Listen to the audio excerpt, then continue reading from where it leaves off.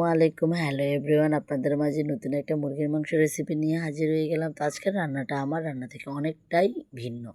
তো এখানে প্রথমে একটু তেল দিয়ে তার মধ্যে এলাচ, লবঙ্গ, তেজপাতা, দারচিনি দিয়ে পেঁয়াজগুলো দিয়ে হলুদের গুঁড়ি, মরিচের গুঁড়ি দিয়ে প্রথমে কষিয়ে নিয়েছে। তারপরে তেলের পরিমাণ কম হতে তেল দিয়ে আর একটু নাড়াচাড়া দিয়ে দিয়েছে যেন না লেগে যায়।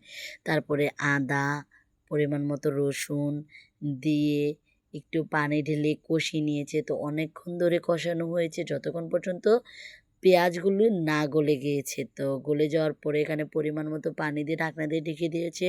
ঢাকনা দিয়ে ঢাকার পরে বলক ওঠার পরে এখানে মুরগির মাংসগুলো ঢেলে দিয়েছে। তো মুরগির মাংসগুলো ঢেলে দেওয়ার পরে আবারও ঢাকনা দিয়ে ঢেকে দিয়েছে যতক্ষণ পর্যন্ত বলক না উঠেছে।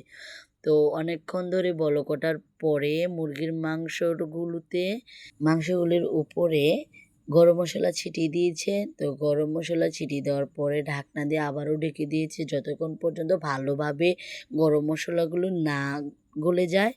তো তারপরে ওঠানোর আগে একটু টেস্টিং সল্ট দিয়ে দিয়েছে। তো রান্নাটা আমার কাছে নতুন লেগেছে কিন্তু অনেক মজা হয়েছে।